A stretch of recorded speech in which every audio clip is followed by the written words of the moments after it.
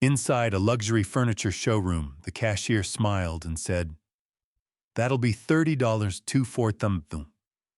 My son patted his pockets and grinned. "Dad, I forgot my wallet again." My daughter-in-law laughed. "Mine's in the car too. You've got this right." The salesman waited for my card. I smiled and said, "That's funny. I forgot mine too." Their faces froze. They thought I was embarrassing them. They didn't know I was finally closing their personal bank. This story begins quietly but won't leave you unchanged. Before we continue, I'd love to hear from you. What are you doing while you listen? Driving, working, or unwinding? Drop a comment below. Your perspective might be exactly what someone else needs today. Quick note, some details have been adjusted for storytelling.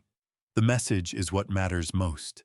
At 69, I stood in that gleaming showroom, watching the digital display climb to $30,000, while my son smiled at me, like he'd been doing for the past 3 years. The Italian leather sofa set gleamed under track lighting, each cushion perfectly arranged on the showroom floor. My son Bryce, 39 and dressed in his sales manager's careful business casual, ran his hand across the armrest with the appreciation of someone who'd never had to save for anything. Beside him, Leora Prescott, my 35-year-old daughter-in-law and the real estate agent, who'd somehow never managed to budget her own money, adjusted her designer sunglasses and nodded toward the matching love seat. "Not this one," Bryce said. "Definitely this one." They'd already selected the walnut dining table and the crystal chandelier and the hand-knotted rug that cost more than my first truck. I'd spent 30 years building homes across Houston with my late wife Margaret, and the last 3 years watching my only son drain the retirement we'd worked so hard to earn. The young clerk, Derek Hartley, smiled professionally as he tallied the order on his tablet, completely unaware he was about to witness the end of a 3-year arrangement. The sofa set, the Castellani dining table, the Venetian chandelier, and the Isfahan rug. Derek recited, his finger dancing across the screen. "That brings your total to $30,247. Bryce didn't flinch. He never did. Instead, he turned to me with that same confident smile, the one that said, "Dad will handle it." "Dad, I forgot my wallet again," he said, patting his pockets in a performance I'd seen dozens of times. "You don't mind, do you?" Before I could respond, Leora touched his arm with practiced timing. "Oh my goodness, mine's in the car too," she said, her voice light with manufactured surprise. "We're so scatterbrained today." They both looked at me. Derek looked at me.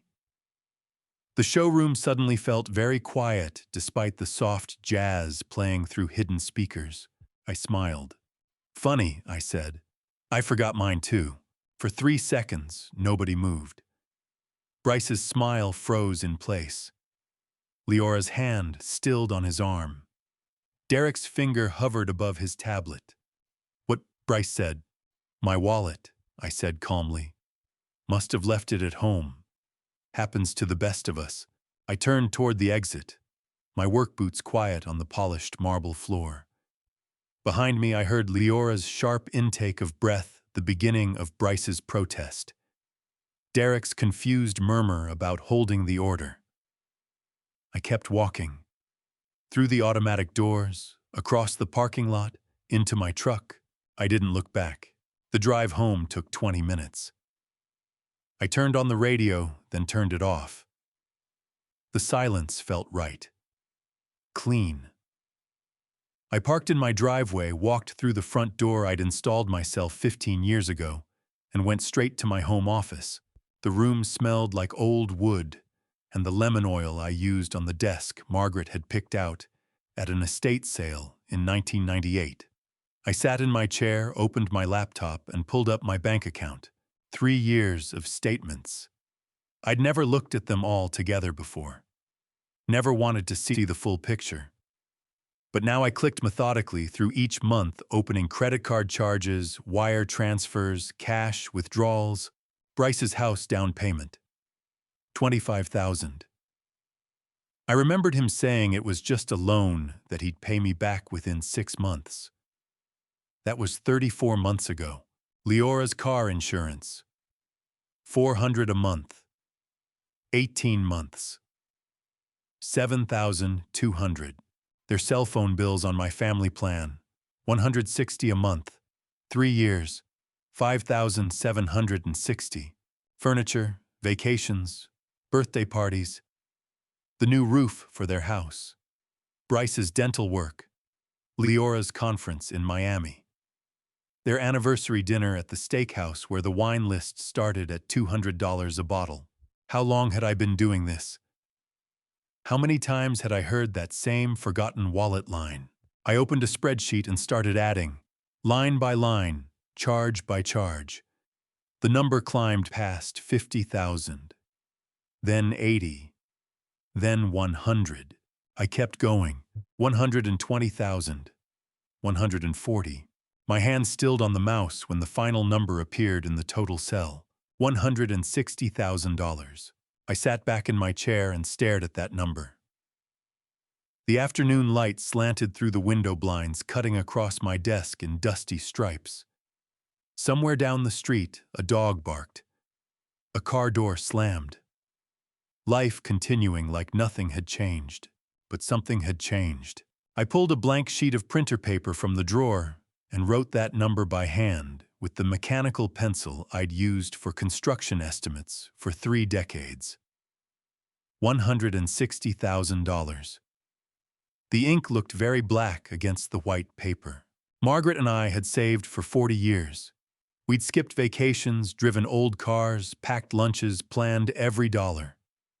We'd built a modest retirement fund that would have lasted us comfortably into our 90s. 3 years. That's all it had taken. I stared at that number for a long time. My phone buzzed in my pocket. Once. Twice. 3 times. I didn't reach for it. I knew it was Bryce, probably texting to explain, to smooth it over, to make it my fault for embarrassing him in front of the clerk. I didn't care.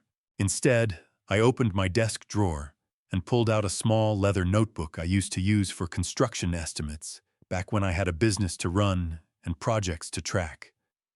The leather was worn smooth at the corners. I clicked my pen. I didn't call Bryce. I didn't text Leora to explain or apologize. I just wrote. The first line was simple credit cards, the second phone bill, the third insurance. My handwriting was steady. My breathing was calm. Outside, the January sun was already setting, painting my office walls the color of rust. I kept writing. The list filled 3 pages before I stopped. By then, the sun had dropped below the neighbor's roof, and my hand ached from writing. I closed the notebook, slipped it into my shirt pocket, and walked outside.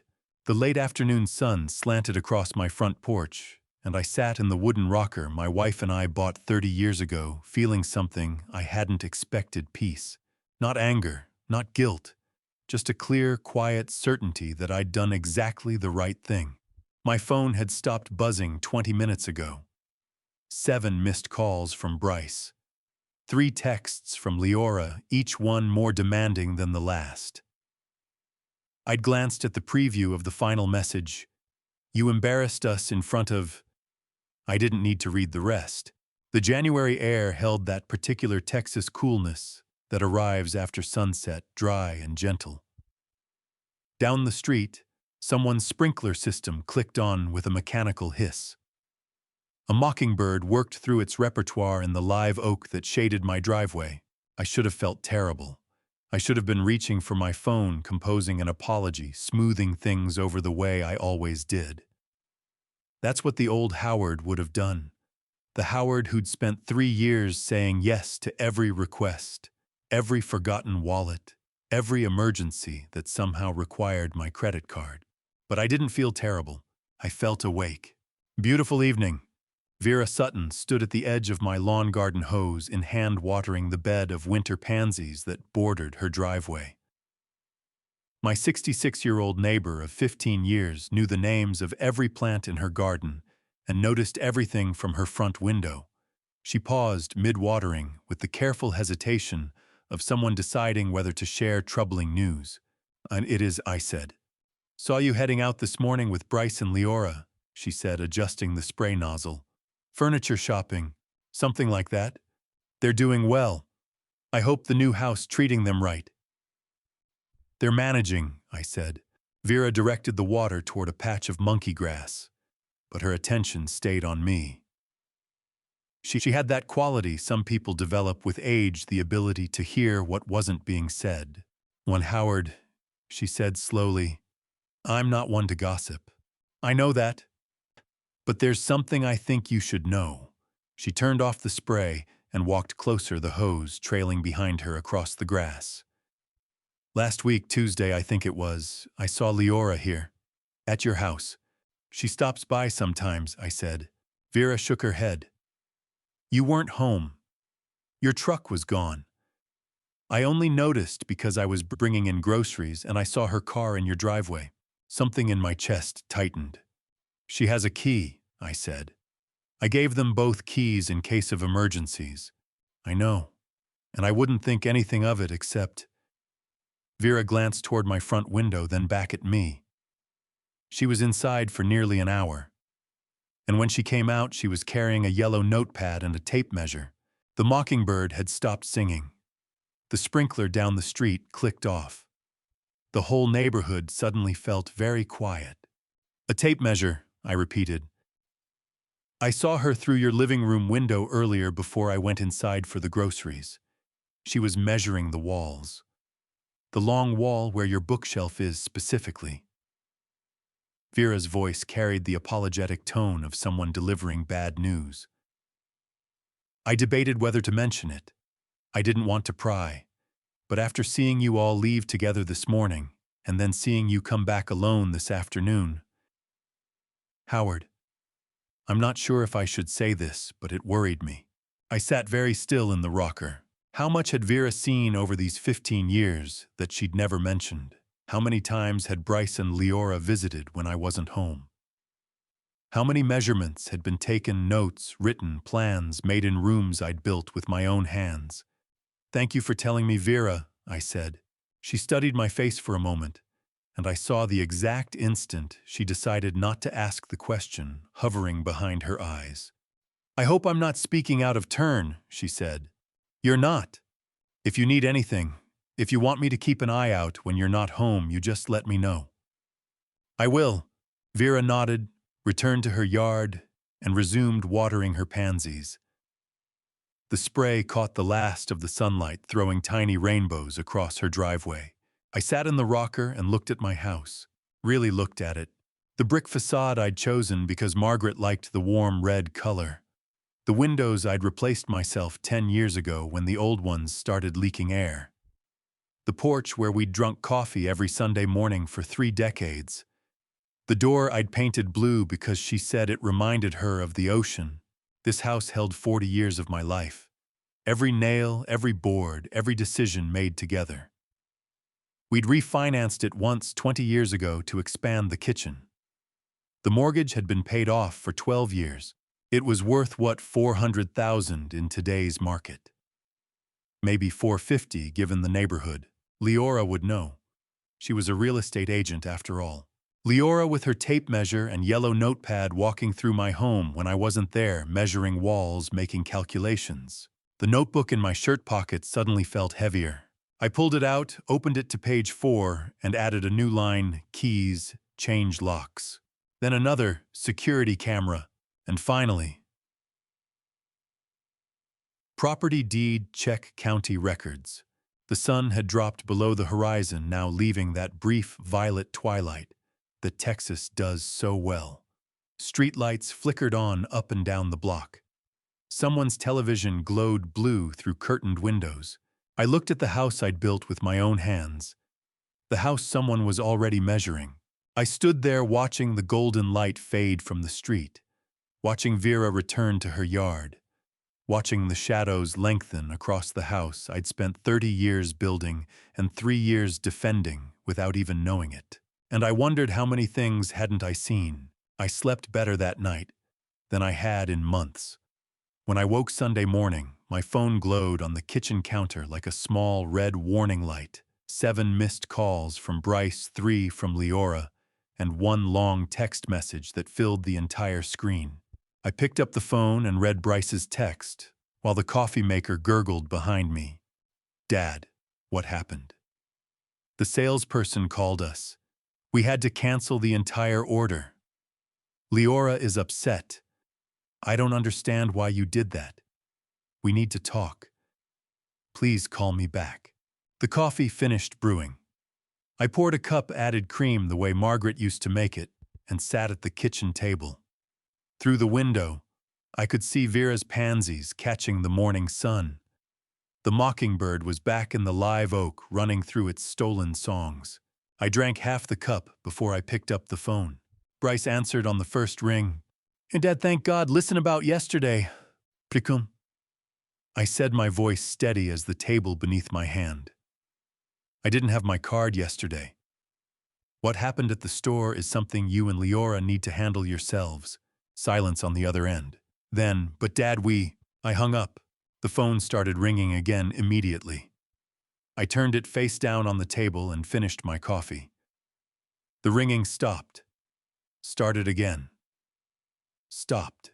How many times had I answered that panic in his voice by reaching for my wallet? How many times had I heard that exact tone, confused, injured, already preparing the argument that would end with me saying yes? I rinsed my cup in the sink and checked the time.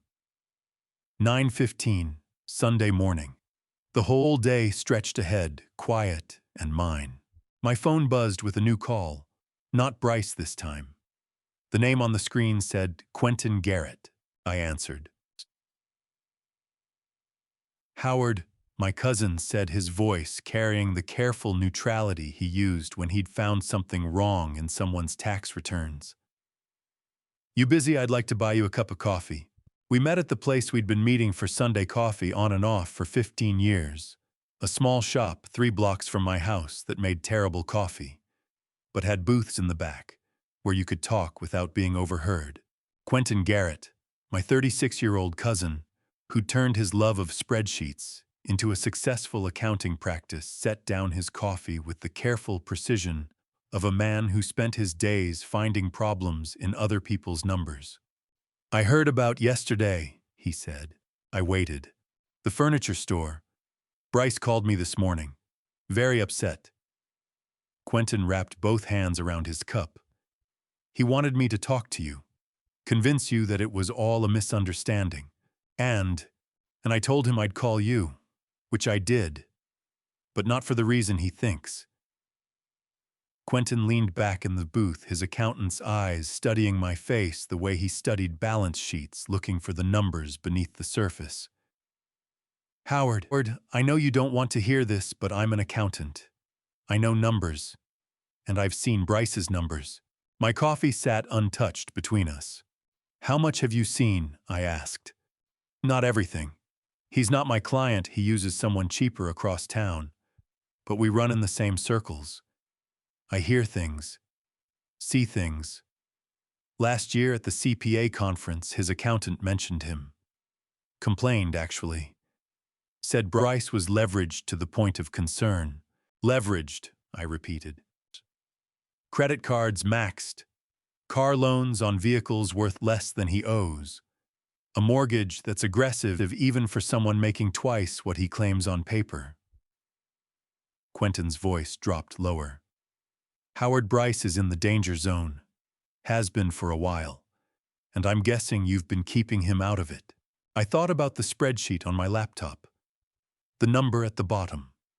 The 3 years of line items that added up to more than most people earned in 5. "Sue, can you look into it?" I asked. "I need to know how bad it really is."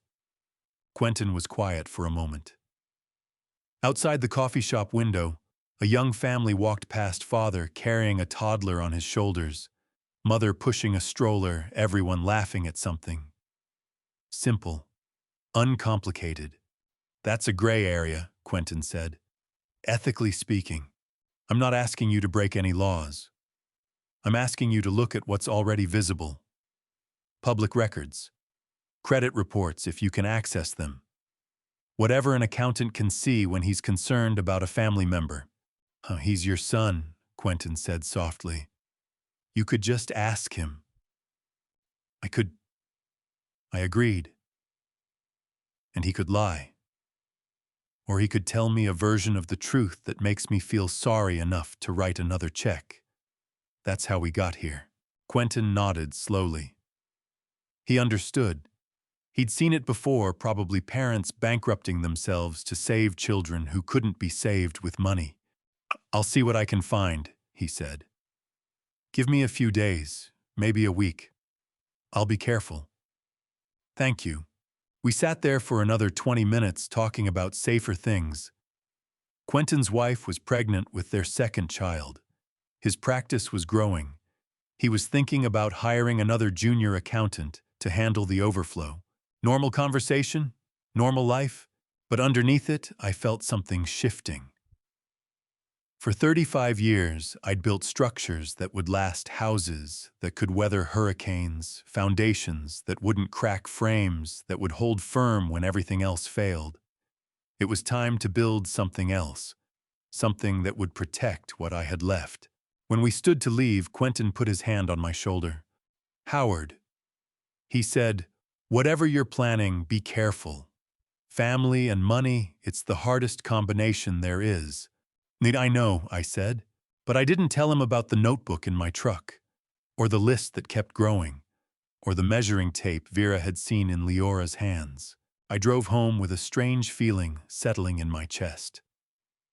Not the hot anger I'd expected, not the guilt Bryce's voice had tried to plant. Just the cool, methodical clarity I used to feel walking a job site before breaking ground. Preparation? Back home, I pulled out the yellow legal pad I'd used for 30 years of project estimates, clicked my pen 3 times, and wrote a single word at the top: reclamation. Below it, I wrote the list from my leather notebook in neat block letters. Credit cards, remove authorized user. Cell phones, transfer billing responsibility. Auto insurance, remove vehicle from policy. Garage, clear their belongings. Keys, retrieve house access. I set the pad on my desk, opened my laptop, and started at the top. The credit card company answered on the 4th ring. A pleasant automated voice asked me to select from a menu of options. I pressed 0 until a human picked up. Yes, I said when she asked how she could help. I need to remove an authorized user from my account, effective immediately. 5 minutes, that's all it took. Name, account number, confirmation code sent to my phone. Done. Bryce's platinum card with the rewards program and the $20,000 limit would stop working by midnight. I drew a single line through that item on the pad. Next call. Transfer of billing responsibility for 2 lines, please, I told the cellular provider. The representative tried to upsell me on a family plan upgrade. I said no 3 times before she processed the request. Effective end of the billing cycle, 12 days, those 2 phone numbers would need their own account, or they'd go dark. Another line through another item. The auto insurance took longer. The agent wanted to know why I was removing a vehicle from my multi-car policy. I told him my son bought his own coverage. He asked if I was sure, mentioned the discount I'd lose. I said I was sure. By the time I hung up, I'd saved another $97 a month. I sat back and did the math on a scratch pad. Cell phones, $160. Auto insurance, $97. Credit card average monthly charges, $540. Total monthly savings, $797. Call it $800 even. The clock on my desk read 4:12 p.m. In less than 3 hours, I'd reclaimed nearly $10,000 a year. I drew lines through 3 more items and stood up. My back ached from sitting. My hand cramped from writing, but the feeling in my chest wasn't pain, it was progress. The garage door opener hummed as I pressed the button. Fluorescent lights flickered on overhead, casting everything in that particular industrial brightness that shows every cobweb, every dust mote, everything that doesn't belong. And there was a lot that didn't belong. Bryce's patio furniture, the set they'd bought 2 years ago and replaced last summer, stacked against the far wall. Leora's exercise bike gathering dust in the corner, tags still attached. Boxes labeled old clothes and college stuff and pre-marriage lined up beneath my workbench like they'd been there forever. When had this happened? When had my garage become their attic? My space become their overflow? I pulled a thick black marker from my toolbox and walked to the first item. The patio table. I wrote in capital letters across the top, Bryce. The chairs, Bryce. The exercise bike, Leora. Every box, every forgotten piece of furniture, every item taking up space in the house I'd paid for, maintained, and apparently provided as free storage, I marked them all. Then I brought in flattened cardboard boxes from the recycling bin and began packing. Smaller items first.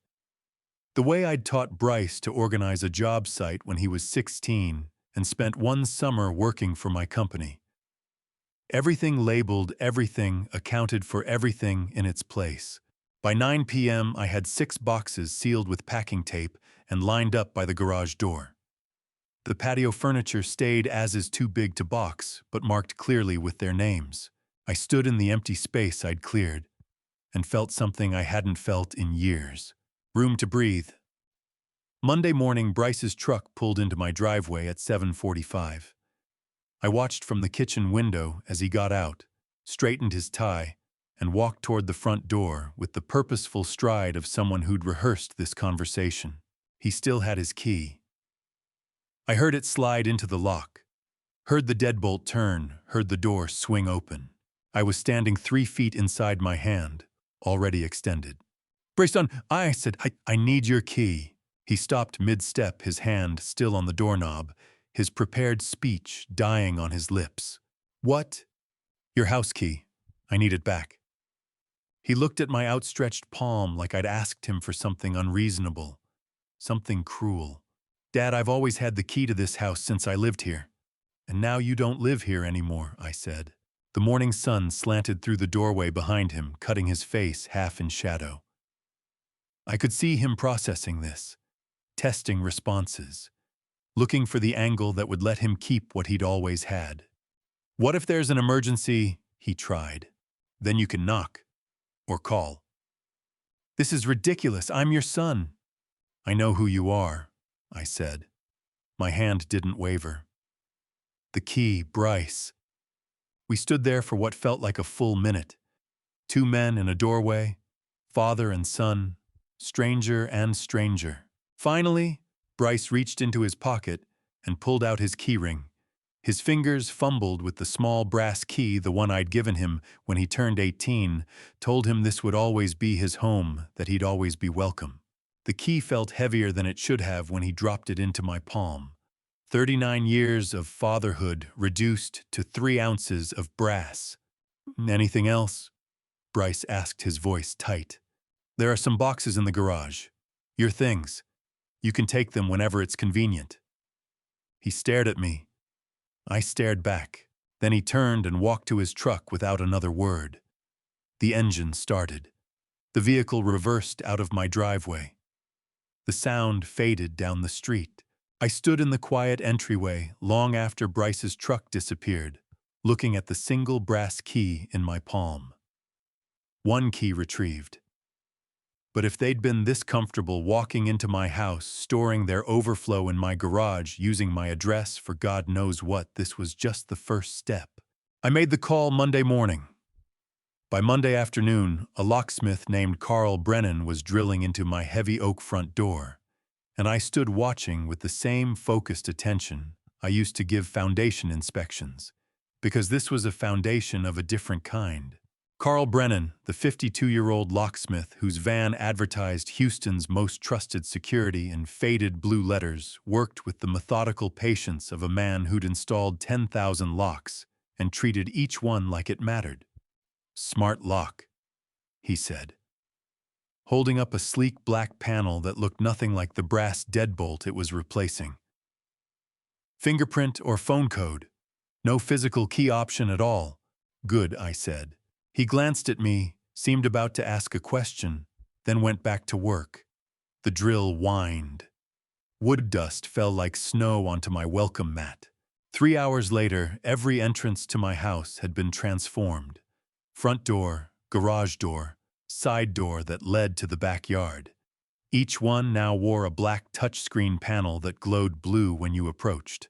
Carl walked me through the setup, his calloused finger tapping screens, showing me how to register my thumbprint, how to add the app to my phone, how to generate temporary codes if I ever needed a contractor inside. Without your fingerprint or phone code, nobody is getting in, he said. Not even with a locksmith's tools. That's exactly what I need. He installed the camera system next. Wide-angle lens above the front door, smaller one covering the driveway video doorbell with crystal-clear resolution. Each one linked to the same app. You'll get a notification on your phone every time someone approaches the door, Carl explained. Motion activated. Records to cloud storage. 14-day archive. I watched him mount the final camera, his ladder steadied against the eave where I'd replaced rotted fascia 2 summers ago. Can I see old footage? I asked. From before today? No, sir. System starts recording from installation forward. Can't retrieve what wasn't captured. I nodded. That answered one question. Whatever Leora had been doing with her tape measure whatever other visits had happened when I wasn't home. Those were gone. But from this moment forward, I'd know. Carl packed his tools, handed me an invoice I paid in cash, and drove away in his faded van. The new locks clicked into place with digital precision when I tested them. Cool. Clean. Final. For 30 years, I'd secured foundations with concrete and rebar. Now I was doing it with code and biometrics. I sat in my living room and opened the camera app for the first time. 3 feeds appeared on my phone screen front door, showing Vera's house across the street driveway, showing my truck side yard, showing the gate to my backyard. Every angle covered, every entrance monitored. My house, my fortress, my control. Tuesday morning I drove to the post office and rented a P.O. box. Small 1 bottom row key deposit paid for a year.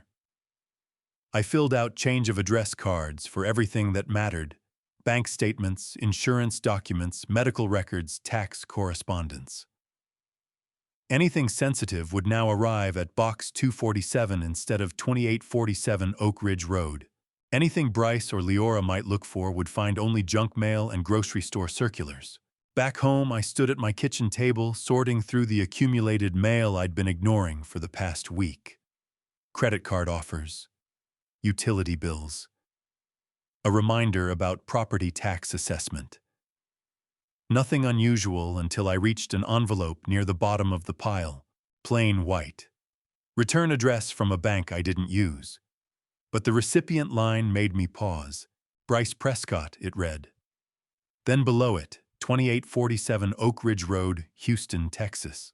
My address. My son's name. A bank I'd never heard him mention. I opened it. Credit card statement. Current balance $8,417. Minimum payment past due. Late fee assessed.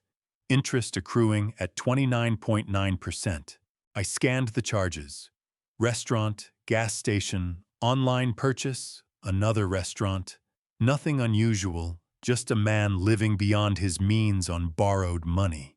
But then I saw it. The registration address line at the bottom of the statement. Account opened March 2022. Registration address 2847 Oak Ridge Road.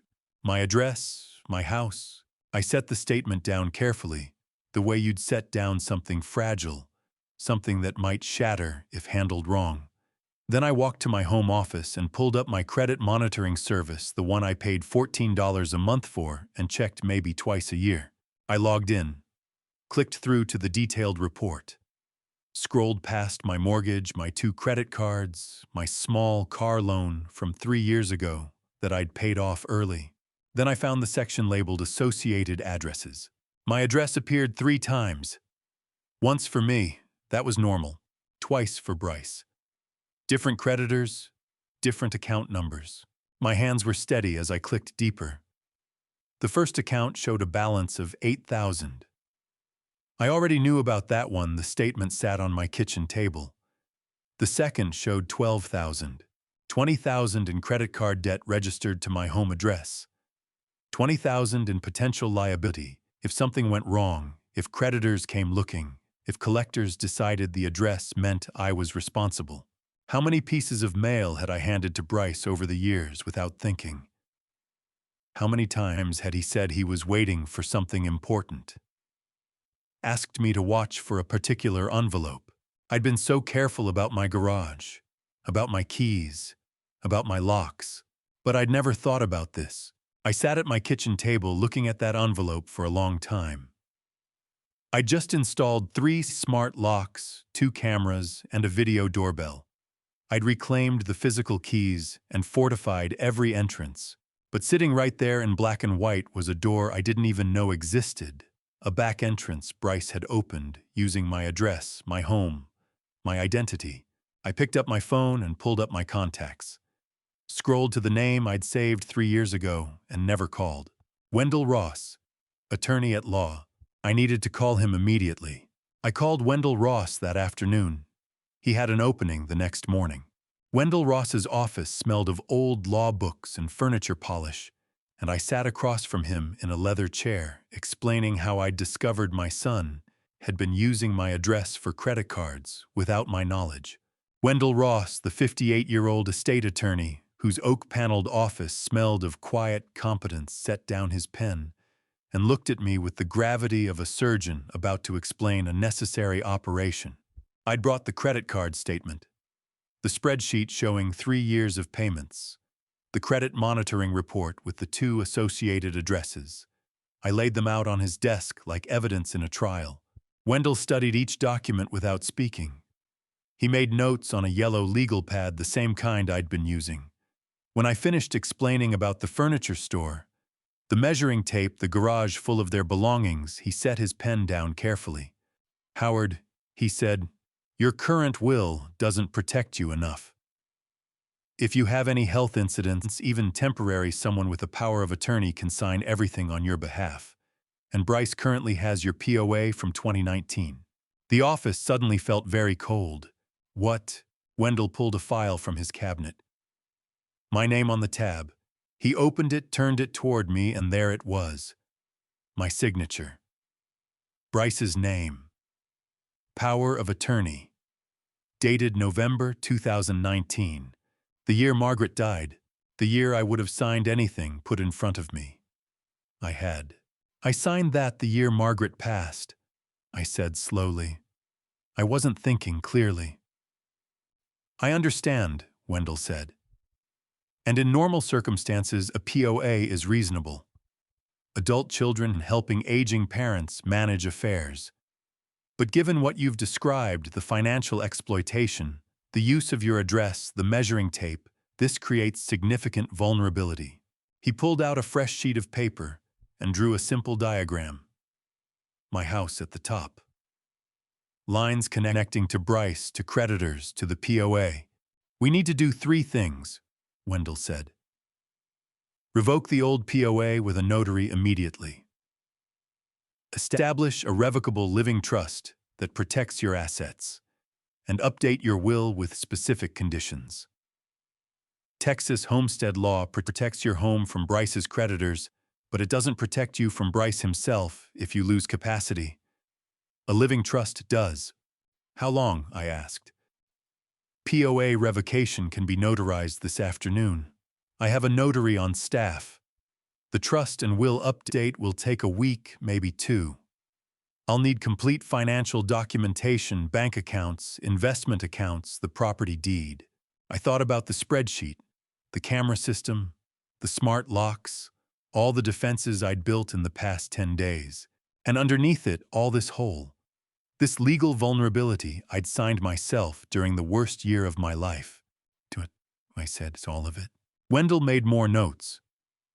We talked for another 40 minutes about asset protection, estate planning, the specific language needed to prevent Bryce from contesting anything. When I left his office 2 hours later, the POA was revoked, notarized, and filed. The rest would follow. I drove home feeling like I'd just reinforced a foundation I didn't know was crumbling. Wednesday morning, I was drinking coffee in my kitchen when my phone rang. Bryce's name on the screen. I let it ring twice before answering. "Dad," he said, his voice tight with something between panic and anger. "My phone just got cut from your plan. My car insurance sent an email too.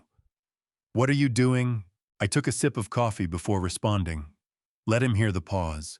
"When it wasn't cut, right?" I said, my voice completely flat. "It was transferred to your name. You'll receive the bill directly from the carrier. Same with the insurance, your car, your responsibility. I can't afford you can't just Dad. We need to talk about this." There's nothing to talk about. You're 39 years old. You have a job. These are your expenses. But you've always... "I know what I've always done," I said. "I'm returning responsibility to where it belongs." Silence on the other end. I could hear his breathing. Could picture him in his car or his office phone pressed to his ear trying to find the argument that would change my mind. For 3 years, I'd been the scaffolding holding up their collapsing structure. Now they were learning what it felt like when the scaffolding was removed.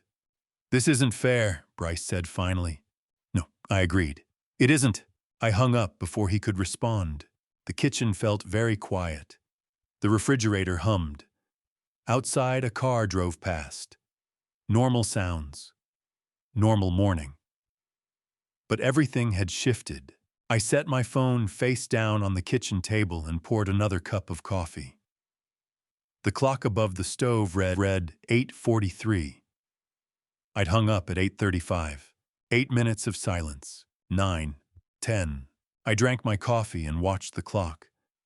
Wondered if that would be the end of it. Wondered if Bryce would call back, if he'd show up at my door again, only to find locks that wouldn't accept his key cameras recording his arrival. 10 minutes exactly. Then the screen lit up again, vibrating against the wood. Leora's name. I picked up on the third ring, and Leora's voice came through smooth and measured, like she'd been rehearsing the words for those 10 minutes of silence. "Howard," she said, "not Dad, never Dad. I think there's some misunderstanding. Bryce just forgot his wallet that day. You don't need to punish us like this." Punish. Interesting word choice, Leora, I said, matching her calm tone. "There is no misunderstanding. This is my decision. But cutting off his phone, his insurance, that's extreme. We're family." Nothing was cut.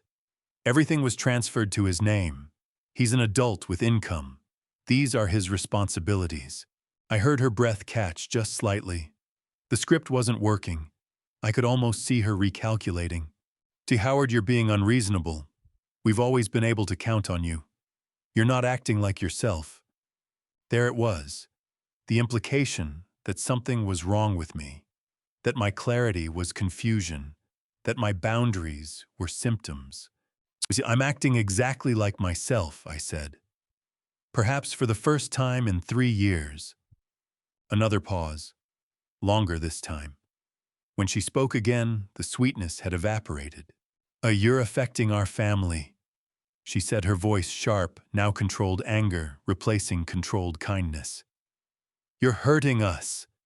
"I'm stopping myself from affecting your family," I said.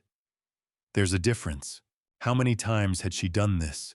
Turned my own love for my son into a lever to move me. Used the word family like a key that would unlock my wallet, my garage, my house, my identity. "Bryce is devastated," she tried. "Bryce is capable," I said. Silence on the line. Not the silence of someone searching for words, but the silence of someone making a decision. Then the call ended. Not with goodbye. Not with anger. Just the clean click of disconnection. She'd hung up first. Not because she was upset. Because the conversation wasn't productive. Because I wasn't responding to the usual tools. Because she needed to regroup and try a different approach. I set my phone on the table and stared at it for a long moment. Margaret would have seen through Leora in about 30 seconds. Margaret had a way of looking past what people said to what they meant, past what they showed to what they wanted. I missed her with a physical ache that 3 years hadn't dulled. The rest of Wednesday passed in quiet routine. I ate lunch, read the paper, checked the camera feeds on my phone, nothing but Vera watering her pansies and a delivery truck passing by. Normal life continuing while everything underneath shifted. But that night, lying in my dark bedroom, with only the small bedside lamp glowing, sleep wouldn't come. I kept seeing Bryce at 8 years old, following me to construction sites on Saturdays wearing the child-sized hard hat I'd bought him, his eyes wide and shining as he watched buildings rise from foundations, his small hand in mine, his absolute certainty that his father could build anything. "When I grow up, I'm going to build houses just like you, Dad." He'd said that. I remembered it clearly, the pride in his voice, the simple faith that we would always be on the same team, building the same things. When had that changed? When had he stopped wanting to build and started wanting to take? I reached for my phone on the nightstand. The screen glowed blue in the darkness. I pulled up my contacts, scrolled to Bryce's name. My thumb hovered over the call button. One call. That's all it would take. I could smooth this over, explain I'd overreacted, turn the phone back on, add him back to the insurance, slip him a check to cover the inconvenience. That 8-year-old boy with the hard hat was gone. The man he'd become needed to learn what I couldn't teach him by protecting him. I started to press the button. Then I saw Margaret's photograph beside the lamp. The one from our 40th anniversary, 2 years before she got sick. Her gentle smile, her wise eyes. The way she'd looked at me when I was about to make a mistake and trusted me to figure it out myself. She used to say something when Bryce was younger when he'd get in trouble, and I wanted to fix it for him. Loving someone doesn't mean protecting them from every consequence, Howard. It means helping them become a better person. Sometimes the most loving thing you can do is step back and let them fall. I'd argued with her then, said that was harsh, said a father's job was to catch his son. No. She'd said, touching my face with her paint-stained fingers, she'd been working on a watercolor that afternoon. A father's job is to teach his son to stand back up. I put the phone down gently, face down, screen going dark. Margaret was right.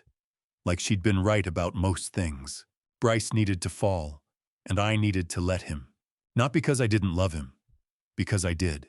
I turned off the lamp and lay in the darkness, listening to the house settle around me. The creak of old wood, the hum of the refrigerator 2 rooms away, the distant sound of a car passing on the street. This house had stood for 40 years because it had a solid foundation, because I'd built it to last through storms, because I'd known when to use steel and when to allow flexibility. Bryce needed a foundation too, but I couldn't build it for him. He had to pour it himself. I closed my eyes. I woke Thursday morning with the kind of clarity that only comes after a long, dark night of doubt.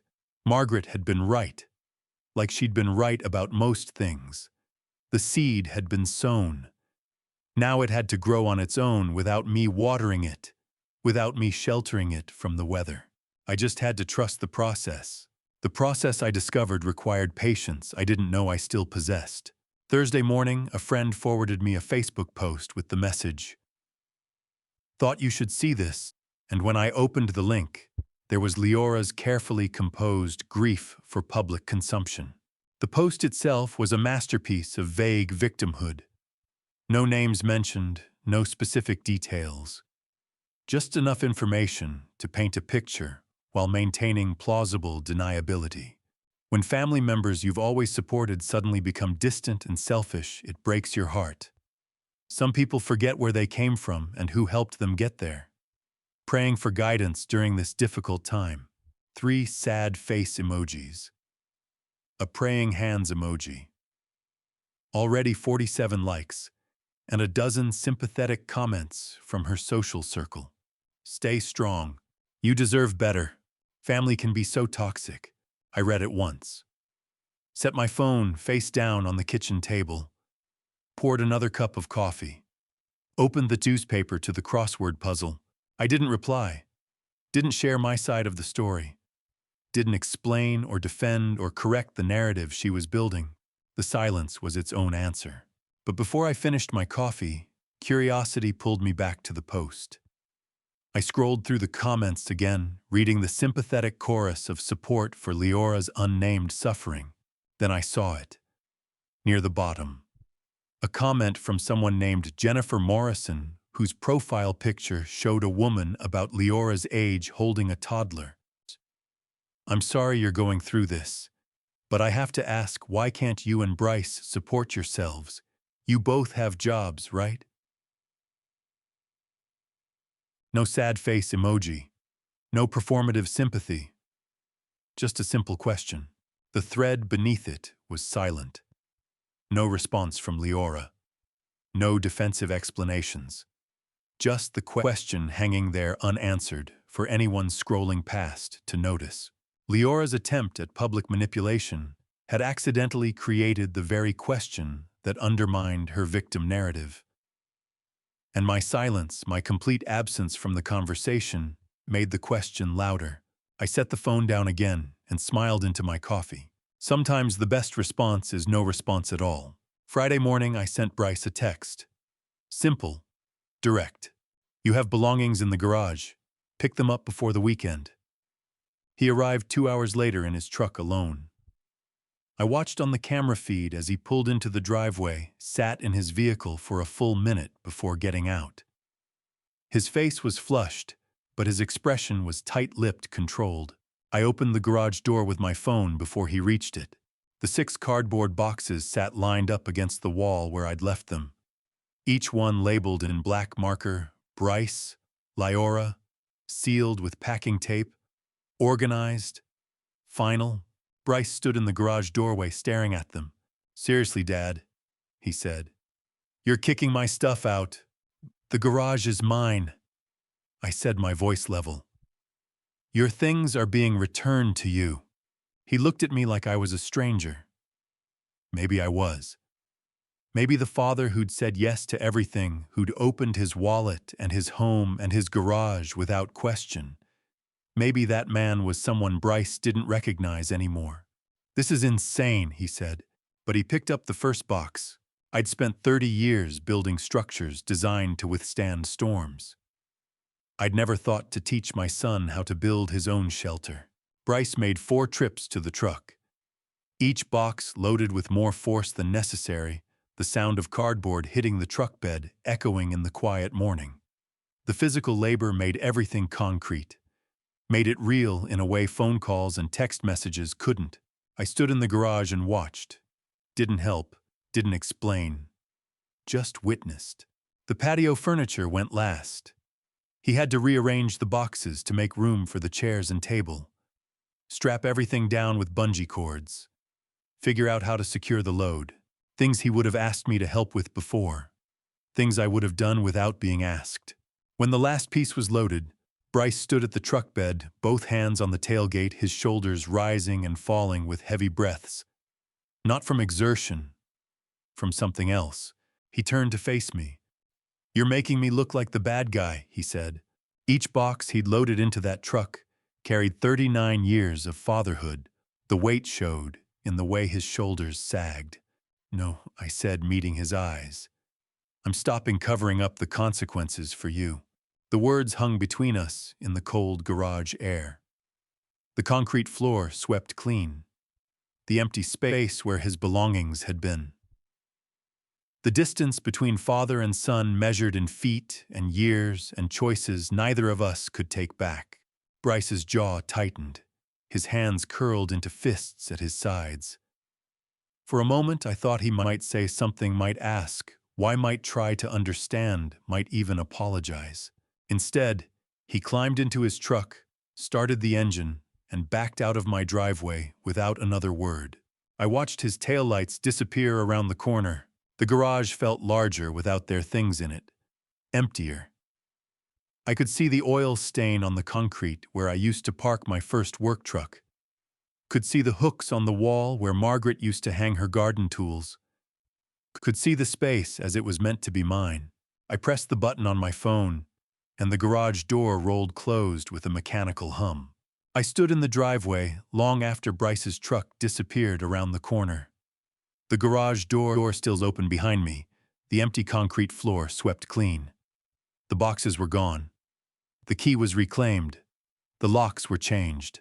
But standing there in the February morning air, I knew with absolute certainty the hardest part hadn't happened yet. They would come back with a plan. The plan arrived the following Saturday morning. I was in the backyard pruning the rose bushes Margaret had planted when my phone buzzed in my pocket, a camera notification showing two figures standing on my front porch, carrying what looked like party decorations. I pulled out my phone and opened the app, Bryce and Leora. She was dressed nicely hairstyled, carrying a large shopping bag that appeared to be full of decorative items. He stood beside her, staring at the smart lock keypad with visible confusion, his hand hovering over the touch screen, like he expected to find a keyhole that wasn't there. I watched them through the camera feed. Crystal clear video. Perfect audio when Bryce finally pressed the doorbell button. The chime echoed through my house and through my phone speaker simultaneously. I tapped the microphone icon. Bryce said to the camera, his voice carrying that forced cheerfulness he used with difficult clients. "Open the door.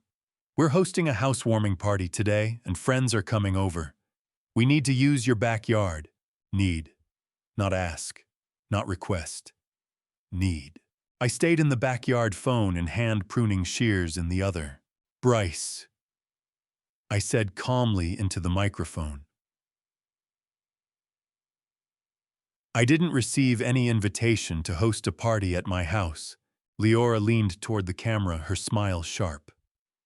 "We sent a text last week. You must not have seen it." I'd received no such text, and we both knew it. "But our backyard is too small," Bryce started. "That's your problem when you chose a house with a small yard," I said. "Today is not convenient. Sorry." I turned off the microphone. On the screen, I watched them freeze. Watched Bryce press the doorbell again. Watched Leora's mouth move, saying something to him I couldn't hear with the audio muted. Watched her pull out her phone and start typing furiously. My phone buzzed with an incoming call. Leora's name. I declined it. They stood on my porch for another 3 minutes. Bryce tried the door handle. Of course it didn't turn. Leora made 2 more calls that I didn't answer. Finally, they walked back to their car, the bag of decorations still unopened, and drove away. I'd built the walls. Now I was watching them test every door and window, looking for the weakness they were certain existed. But there was no weakness. Not anymore. I went back to pruning roses. Monday morning, I met Quentin at our regular coffee shop. He was already there when I arrived, sitting in the back booth. We preferred a thin manila folder on the table in front of him. He looked grim. "You asked me to check," he said without pleasantries as I slid into the booth. I checked. He pushed the folder across the table. I opened it. The first page was a summary sheet. Typed. Professional. The kind of document Quentin produced for clients who needed to understand exactly how bad their finances had become. Credit card debt analysis, Bryce Prescott. 5 cards listed. 5 balances. 5 interest rates ranging from 22 to 29%. Card 1, $18,600. Card 2, $21,200. Card 3, $14,800. Card 4, $16,900. Card 5, $15,900. Total $87,400. I read the number 3 times. Then I set the page down on the table and looked out the coffee shop window at the family walking past, father, toddler, stroller, laughter. Simple math. Simple life. Nothing about Bryce's numbers was simple anymore.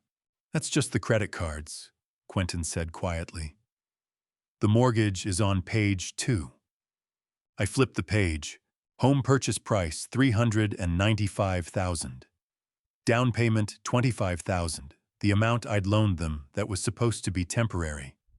Current mortgage balance, $370,000. Monthly payment, $3,200. His income, I asked. $72,000 annually, Quentin said. Pre-tax, sales manager position. I verified through his LinkedIn and some industry contacts. After taxes and insurance, he's taking home maybe $4,000 a month. Maybe.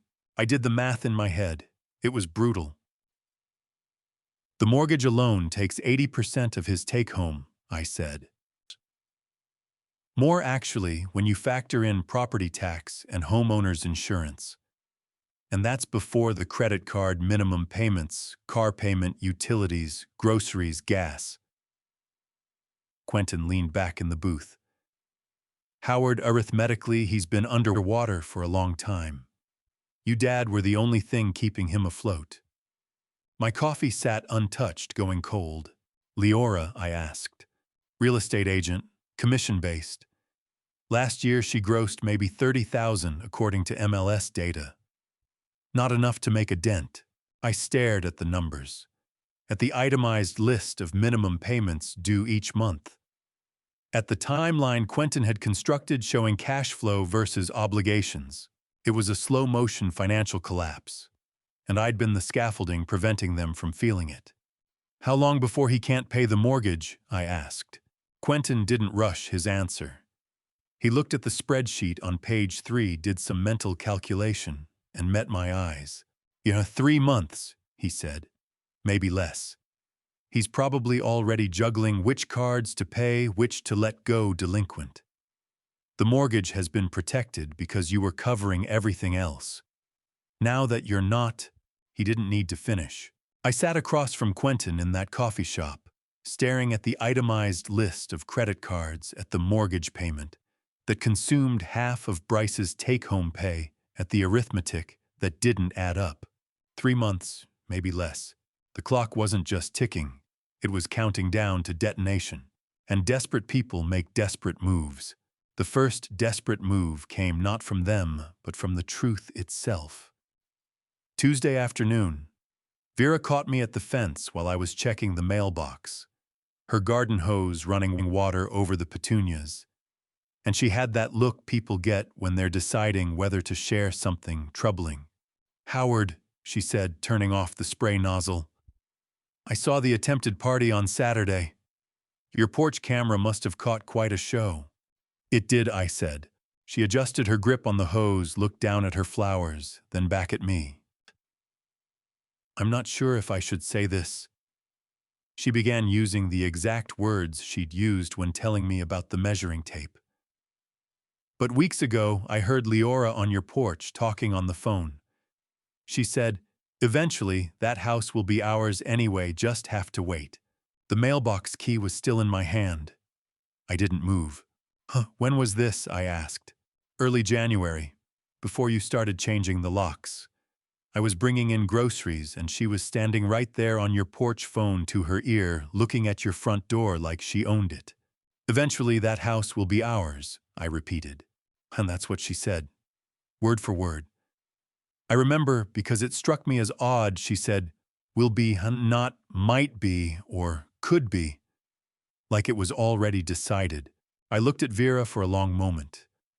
This woman who watered her pansies and noticed everything and only spoke up when something was truly wrong. Thank you for telling me, Vera, I said. I hope I'm not speaking out of turn. You're not. She nodded, turned the spray back on, and returned to her flowers. I walked inside and stood in my living room. The room I'd framed with my own hands 30 years ago. The walls I'd insulated and drywalled and painted. The floor I'd laid board by board. I looked at the house I'd spent 30 years building. The house someone was already measuring, already claiming, already waiting to inherit while I was still alive. Not a son hoping to honor his father's legacy someday. A predator waiting for the prey to weaken. The measuring tape hadn't been about redecorating. It had been about inventory. About knowing the dimensions for when they took over. About planning the future in a house that wasn't theirs while the owner was still breathing.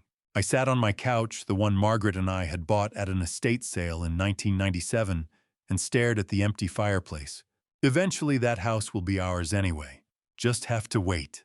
Before I tell you what I found the next morning in those old mail envelopes, if you're still with me, comment A, if you think they planned this from the start, or B, if you think it escalated gradually, and add one reason in 5 to 10 words. A quick note: what follows includes some recreated details for narrative purposes, but the lesson is what matters most. Wednesday morning, I sat at my home office desk and pulled out the box of old mail I'd been meaning to shred. Bills, statements, junk mail addressed to previous owners. But after Vera's revelation, I looked more carefully.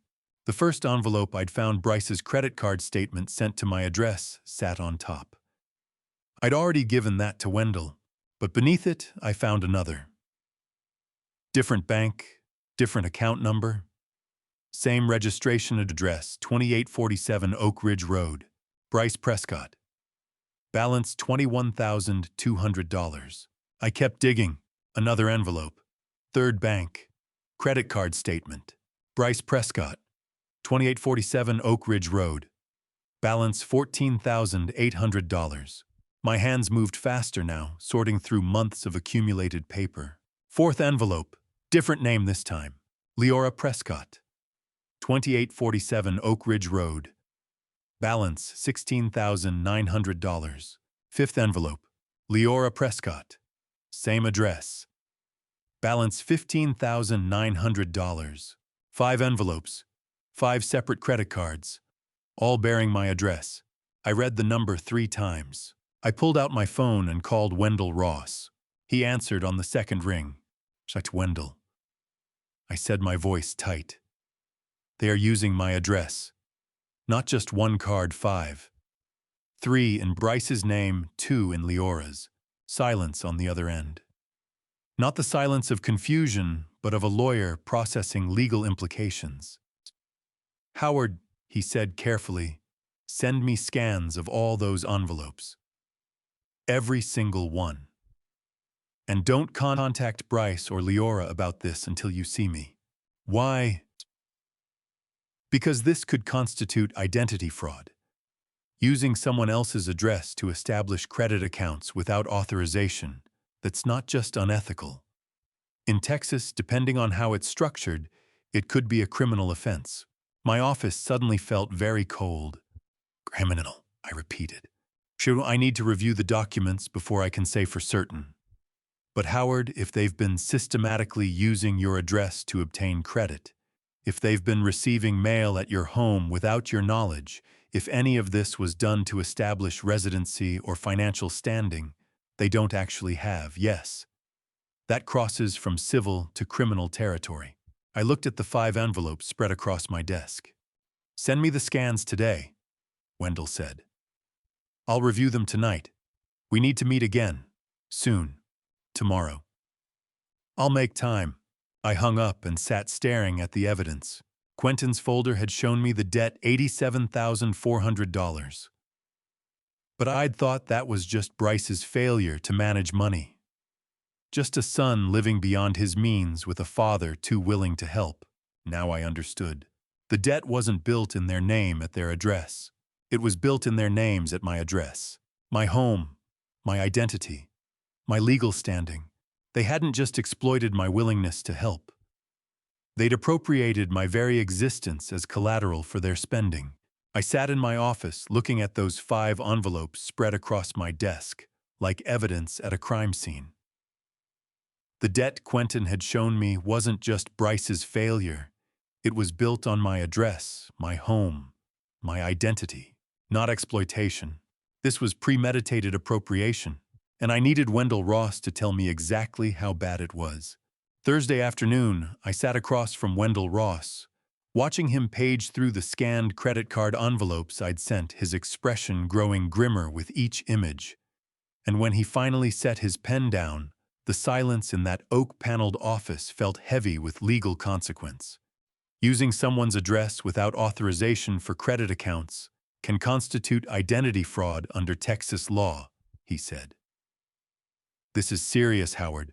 He'd laid out all 5 envelopes across his desk in chronological order, based on the account opening dates. A timeline of appropriation. Wendell opened the folder containing the 5 scanned envelopes I'd sent him the night before. He'd arranged them in chronological order across his desk. A timeline of appropriation laid out in black and white. "The trust documents are ready," he said. "I had my team work through the night after you sent these scans." He tapped the first envelope. "But Howard, before you sign anything, you need to understand what these envelopes mean legally." He pulled out a single typed page. Clean. Direct. The way lawyers communicate when the news is serious. Using someone's residential address to establish credit accounts without written authorization from the property owner can constitute identity fraud under Texas Penal Code, Section 3251. It doesn't matter that Bryce is your son. The law doesn't make that distinction. He slid 3 documents across the desk. Trust agreement, updated will, beneficiary designations. Sign these today. The trust takes effect the moment it's filed. Everything, the house, your accounts, your vehicles, transfers into the trust. You remain sole trustee. You control everything exactly as before. But legally, none of it is reachable by outside creditors or by anyone claiming to act on your behalf. "And the credit card envelopes?" I asked. "Those go into a separate file," Wendell said. "Evidence file. We don't act on them yet, but we have them. And now they know we have them even if they don't know it yet." I picked up the pen and signed all 3 documents. Friday evening, I was reading in my living room when the camera notification buzzed. One person on the porch. Alone. Bryce. He wasn't carrying anything. No folder, no bag, no Leora beside him. He just stood there under the porch light, hands in his pockets, looking at the smart lock like he still couldn't quite believe it existed. He didn't ring the bell immediately, just stood there. I watched through the camera feed for 30 seconds before I tapped the microphone. "Bryce," I said. He jumped slightly, looked up at the camera. "Dad," he said. I wanted to talk." I hesitated, finger hovering over the unlock button. Every conversation for the past 2 months had been a manipulation attempt. Every visit had carried an agenda, but he was alone, and he looked tired in a way that wasn't about anxiety or scheming. He looked tired from something real. I unlocked the door. He came inside and sat on the couch, the estate sale couch from 1997, without asking. Without explaining. Just sat there like a man who'd been carrying something heavy for too long. "But where's Leora?" I asked. "Home," he said. "She doesn't know I'm here." We sat in silence. I didn't offer coffee, didn't ask about his day. Just waited. "Are you trying to teach me something?" he asked finally. The question caught me off guard. Not because I didn't have an answer, but because he'd asked it. "I'm trying not to stand in the way of you learning it," I said. That 8-year-old boy who followed me to construction sites was still in there somewhere, buried under debt and bad decisions and Leora's ambitions. Bryce looked at his hands. At the living room he'd grown up in. At the father he'd been exploiting for 3 years. "I didn't know it had gotten this bad," he said quietly. "The money, the cards, all of it. I knew we were tight, but I didn't." He trailed off. I wanted to ask, didn't know or didn't want to know, but I said nothing. "Leora says you're punishing us," he continued. "Says you're being cruel. But I keep thinking about when I was a kid, and you made me rebuild that fence section 3 times because I rushed it." Remember? I remembered. He'd been 16. Wanted to finish fast so he could meet friends. The boards were crooked, the nails barely holding. "You didn't yell," Bryce said. "You just made me pull every nail, reset every board, do it right. I was so angry at you. And and that fence stood for 20 years. We sat in silence for another 10 minutes. No money changed hands. No agreements were made. No promises offered. At 9 p.m. he stood to leave. "Thanks for opening the door," he said. "You're welcome." He walked out into the February night, got into his truck, and drove away. Something had shifted. I didn't know what it meant. Didn't know if it would last. But something had changed. Saturday night, I sat in my backyard under the bright moon and cool Texas breeze in the old wooden chair Margaret and I used to share, looking at the garden she'd planted 25 years ago. 6 weeks. That's how long it had been since I walked out of that furniture showroom. Since I'd said no for the first time in 3 years. In 6 weeks, I'd canceled 4 financial accounts, changed 3 locks, established a living trust, revoked a power of attorney, rented a post office box, installed cameras, retrieved my keys, cleared my garage. I didn't feel angry anymore, just tired in the satisfying way you feel after an honest day's construction work. My phone buzzed. Text from Wendell Ross. "Living trust is complete and registered. Your assets are protected." I set the phone down on the armrest and looked up at the night sky. The February stars were bright and cold and distant. For 30 years, I'd built foundations designed to last generations.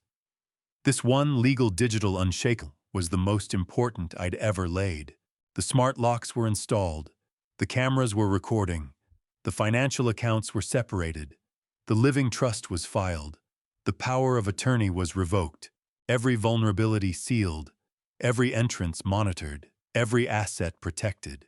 I sat in that backyard chair looking up at the February stars, my phone dark and silent beside me, the living trust registered and filed, every door locked, and every vulnerability sealed.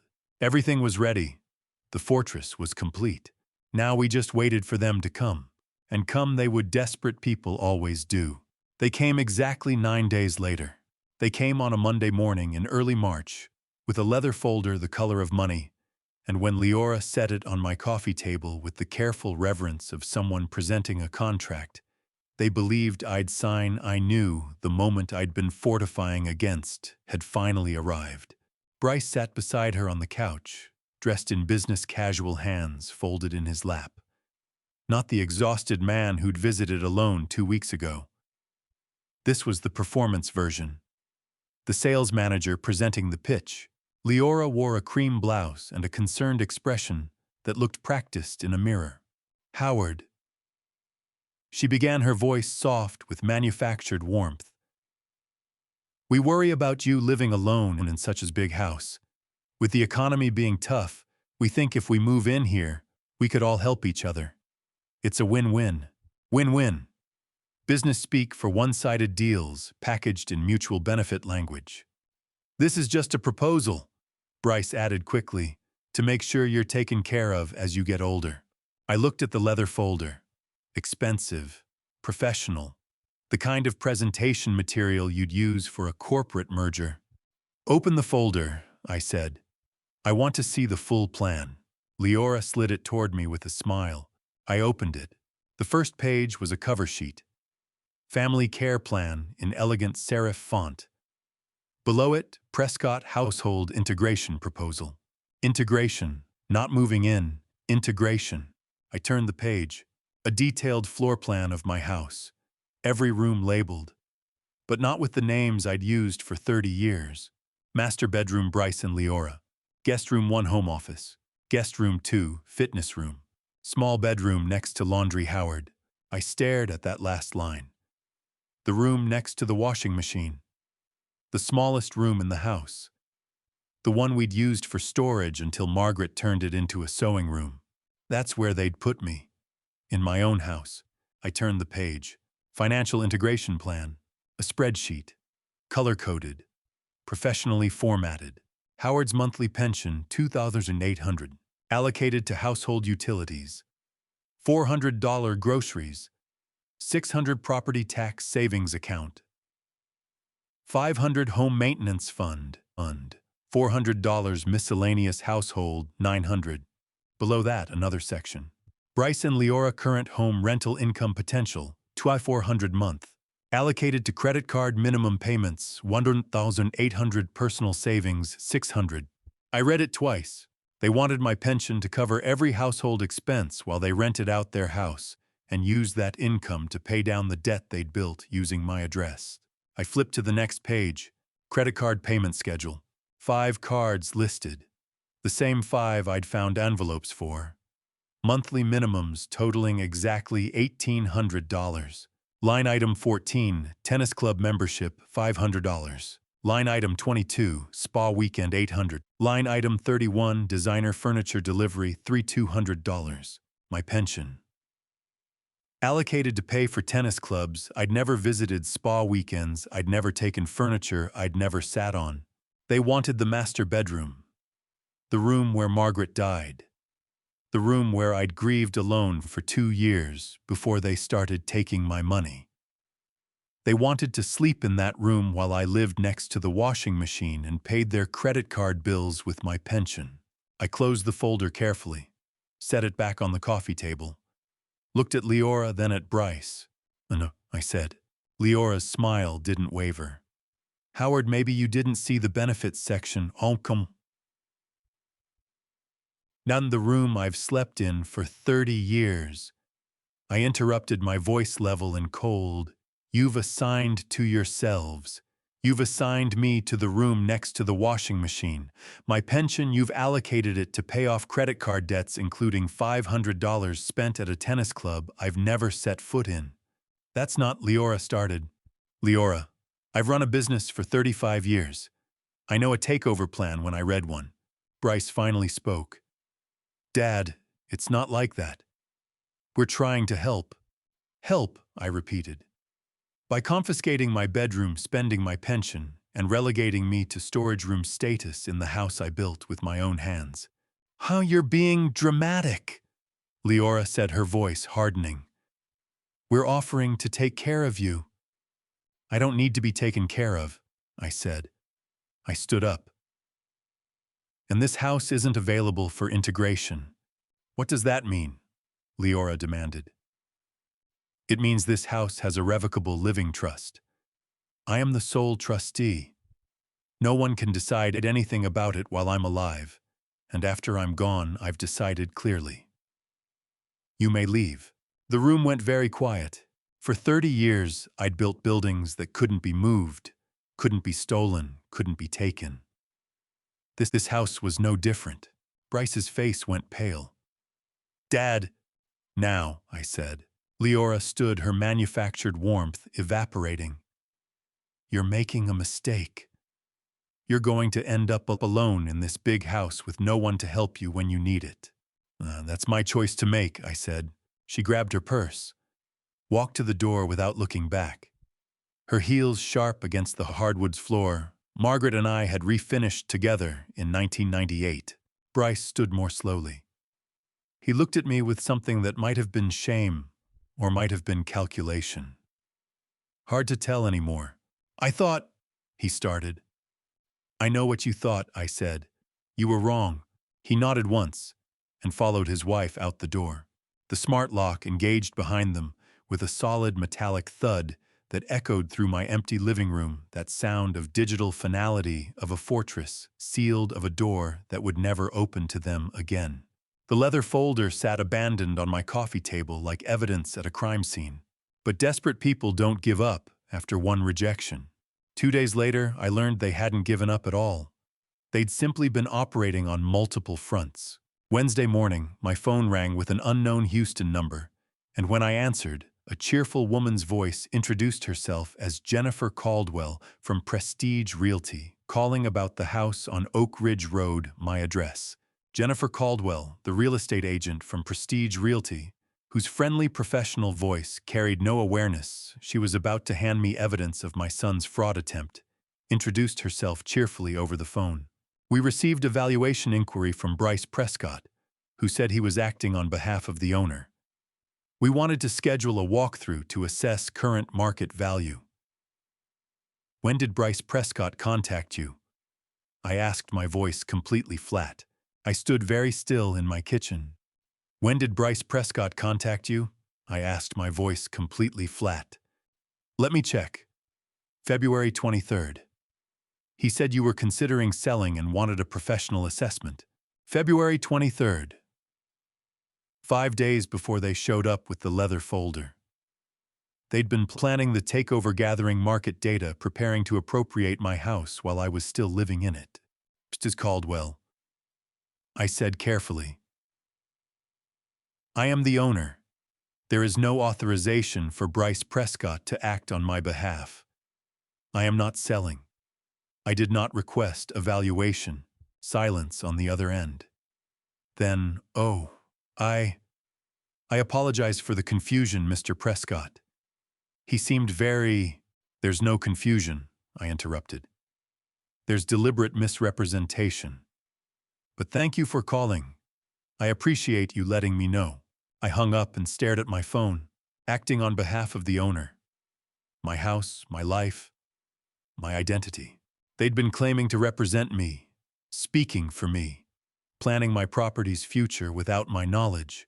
I called Wendell Ross immediately. He picked up on the first ring. I explained the call. Repeated Jennifer Caldwell's exact words. Gave him the date Bryce had contacted the agency. Wendell was quiet for a moment, then. Howard, we need to save this call recording if your carrier provides it. You just got evidence of intent, claiming to act on behalf of a property owner without authorization that crosses lines. Civil lines, at minimum potentially criminal depending on what he told them. What do I do? Nothing. Document it. Save the agent's contact information. Let me handle the rest. This is evidence that their scheme went beyond family conflict. This was systematic. I hung up and sat at my kitchen table for a long time. The leather folder had been the presentation, but they'd been working behind the scenes for weeks, gathering information, building a case for why they should have my house, positioning themselves as my representatives, and I'd almost missed it. Friday evening, my porch camera alert buzzed. One person standing at the door, Leora. She was holding a pie tray covered in aluminum foil. In her other hand, a small bouquet of flowers, daisies, simple and cheap. Her face wore a carefully staged, apologetic expression. Her eyes looked red, like she'd been crying or wanted me to think she had. She rang the doorbell gently, once, then looked up at the camera. Howard, she said softly into the speaker. I know I was wrong. I brought the pie you like, pecan pie. I just want to say I'm sorry. Pecan pie. The pie Margaret used to make every Thanksgiving. The recipe she'd perfected over 20 years. The dessert I'd mentioned exactly once, 3 Christmases ago, when Leora asked what I missed most about holiday meals. Even that was calculated. I sat in my living room, watching the camera feed on my phone. Watched Leora stand there with her pie and her flowers and her practiced vulnerability. And I thought about everything I knew. The leather folder care plan, bedroom reassignments, pension allocations. Vera's overheard quote, "Eventually that house will be ours anyway." 5 credit cards using my address without authorization. The real estate agent acting on behalf of the owner. The laundry room. The tennis club charges. The measuring tape. Every manipulation. Every appropriation attempt. Every calculated move. I tapped the microphone button. Leora, I said calmly, I'm not opening the door today. Her expression shifted slightly, the apologetic mask cracking just a bit. But I just want to— I know what you want, I said. Have a good evening. I turned off the microphone. She stood there for another 30 seconds, mouth moving, saying things I couldn't hear and didn't need to. Holding that pie tray like an offering, like a peace treaty, like a Trojan horse wrapped in aluminum foil. Then she set the pie down on the porch, placed the flowers beside it, looked up at the camera one last time. I watched her face change, watched the apologetic expression disappear entirely. Watched her realize that the final manipulation, the tears and pie and flowers had failed, just like everything else. She walked back to her car, got in, drove away. The pie sat on my porch under the motion-activated light.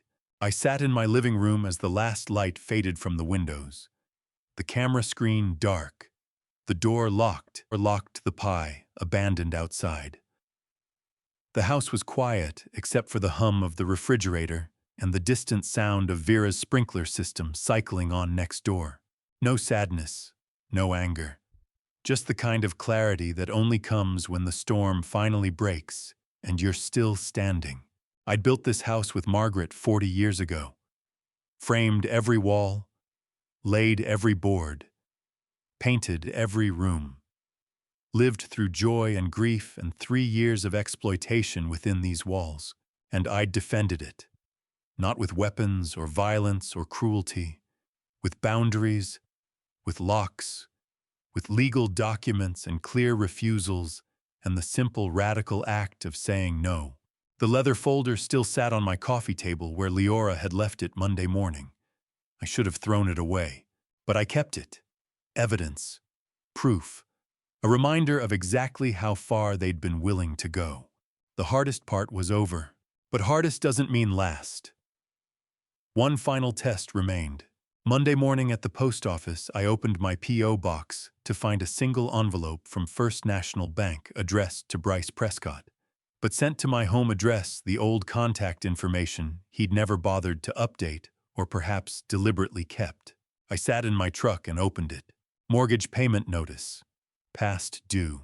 Dear Mr. Prescott, this letter serves as formal notification that your mortgage payment of $3,200 for the period ending March 15, 2024 has not been received. Your account is now 30 days overdue. Failure to remit payment within 30 days will result in default procedures, as outlined in your mortgage agreement, including potential foreclosure proceedings. I read it twice. The language was stern but procedural. First notice. Not final. They still had time. 3 months. Quentin had said 3 months, maybe less. It had been exactly 3 months since our coffee shop conversation. I didn't feel satisfaction seeing that overdue notice. I felt the weight of 39 years of fatherhood coming to this single moment. I folded the letter, pulled out my phone, and scanned it with the camera. Then I sent the image to Bryce via text. 1 sentence. Bryce, mail from your bank came to my address. I sent a scan to you. You need to handle this. No lecture. No I told you so. No offer to help. Pure information transfer without rescue. I hit send and drove home. 3 days passed with no reply. The silence told me everything I needed to know. He was processing consequences alone for the first time. Thursday late afternoon, my camera buzzed. 2 people on the porch, Bryce and Leora, carrying nothing. No leather folder, no pie, no flowers. Just visible desperation in the way they stood, shoulders slumped, faces drawn. I unlocked the door via my phone. They came inside and sat heavily on the couch. Not the confident presentation posture from the care plan meeting. This was defeat. Then Bryce started, his voice rough. The bank is about to send a notice of default. We need— I held up my hand. I'm ready, scanned. I said calmly, I'm listening. But I am not paying your mortgage. He closed his eyes, nodded, like he'd expected that answer, but had to try anyway. Leora leaned forward, and I saw the calculation return to her face. The last card. The final manipulation. D. Howard, she said, her voice sharp with manufactured urgency. If you don't help, we'll lose our house. And when we have children, we'll have to move in here. Is that what you want, your grandchildren growing up homeless? There it was. The threat disguised as consequence. The manipulation wrapped in family obligation. I looked at her for a long moment. Leora. I said quietly, that is your choice, not mine. If you have children, I will be a very happy grandfather. But this house is not a financial solution for you. So you'll just let us lose everything, she said. I'm letting you make your own choices and live with the results. That's different. When does a father's love shift from protection to permission, from rescue to release? I'd been asking myself that question for 3 months. I still didn't have a complete answer. But I knew that continuing to bail them out wasn't love. It was enabling. It was partnership in their destruction. Bryce buried his face in his hands. The room went quiet, except for the ticking of the wall clock Margaret had picked out at an antique store in 1994. Then Bryce spoke, his voice muffled by his palms. Can you show me how to find a financial advisor? I went very still. Not, can you pay this? Not, can you co-sign a loan? Not. Can you give us one more chance? Can you show me how to find help? He lowered his hands and looked at me. His eyes were red. He looked exhausted. But for the first time in 3 years, he looked like he was asking for tools instead of rescue. Yes, I said. I stood, walked to my kitchen, and pulled out a notepad and pen. Came back to the living room, sat down across from them. I wrote carefully, Marcus Reeves, financial advisor. Below it, a phone number. Marcus helped me structure my retirement 20 years ago, I said. He's honest. He doesn't pull punches.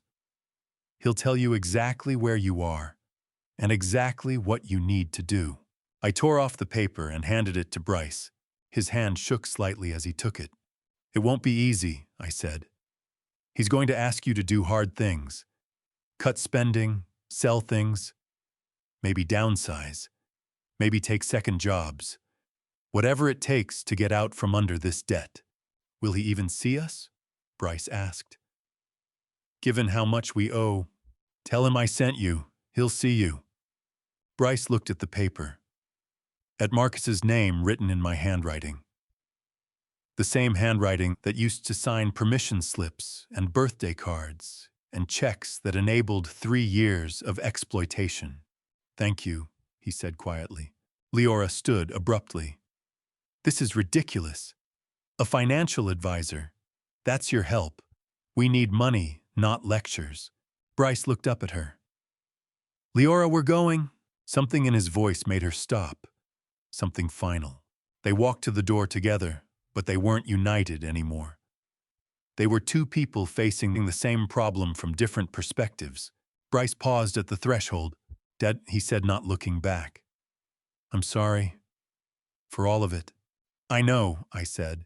The door closed. The lock engaged. The camera showed them walking to their car in silence. I sat in my living room holding the notepad and pen. I wrote the name and phone number of the financial advisor on a small piece of paper, Marcus Reeves, the same advisor who'd helped me structure my retirement 20 years ago. That was the only thing I handed Bryce that day. Not money, not a bailout, not another year of breathing room. Just a name and a number. And for the first time in months, it felt right. The seed was planted. Now I had to trust it would grow.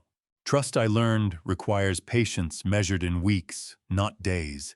3 weeks after I'd written Marcus Reeves's name on that piece of paper, Quentin called me from outside a client's office to tell me he'd been scrolling Facebook and seen something I needed to know about. They're selling everything, Howard, he said, without preamble. The sofa you walked away from that morning, half price on Facebook Marketplace. I was standing in my kitchen making lunch. A simple sandwich. I set down the knife. What else? I asked. The walnut dining table, marked sold. The crystal chandelier, sold. That hand-knotted rug, pending pickup. Everything they tried to get you to buy at that showroom, they're liquidating it all. I walked to my back door and looked out at the garden Margaret had planted. The roses were blooming. Late April in Texas meant color everywhere.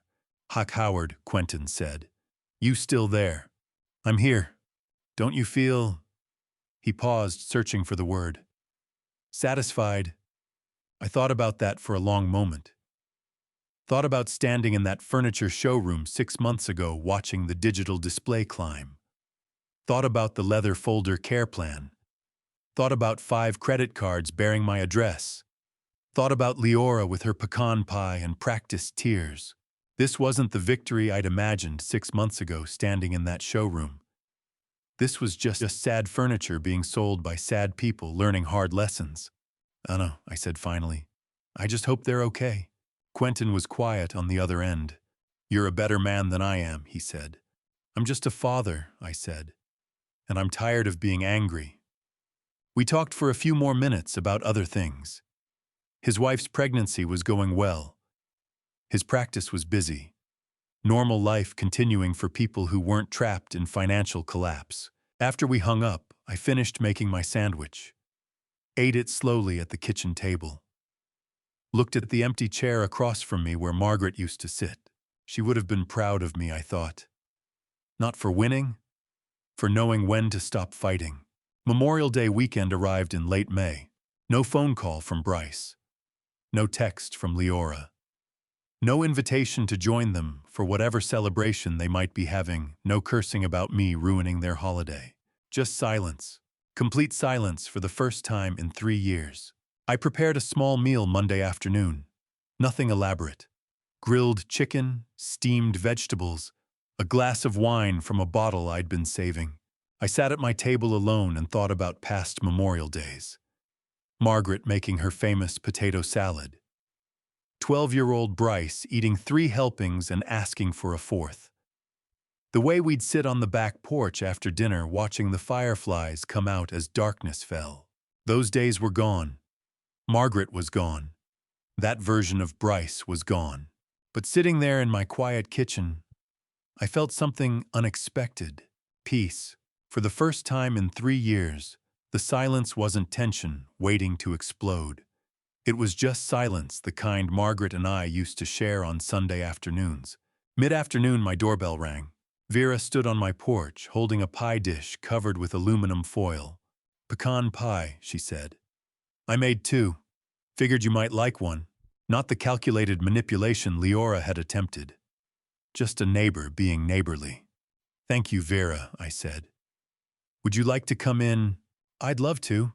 We sat on my front porch, drinking iced tea and talking about normal neighborhood things. Her pansies were thriving. My roses needed deadheading. The Harrisons 3 houses down were selling and moving to Florida. No drama, no crisis, no exploitation. Just a quiet, companionable afternoon between old neighbors.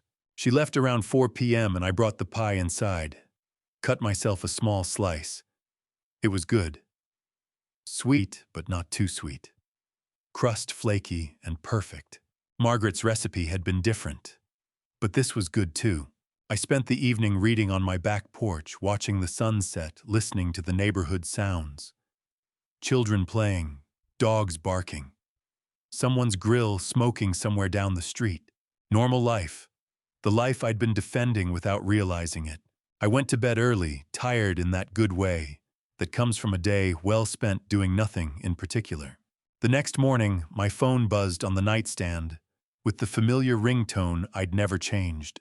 I reached for it, still half asleep. Bryce's name glowed on the screen. 6 months ago, I might have let it ring. Might have stared at it, trying to decide if I had the energy for whatever manipulation was coming. 3 months ago, I would have answered with my guard up, ready for the next scheme. But lying there in the morning light, filtering through my bedroom curtains, I felt something different. Curiosity, not suspicion. Just simple human curiosity about what my son wanted to say. I picked up immediately. "Bryce," I said. "Dad." His voice sounded different. Tired, but not the anxious tired of someone drowning. The tired of someone who'd been working. "Can I come over?" he asked. "I want to tell you something.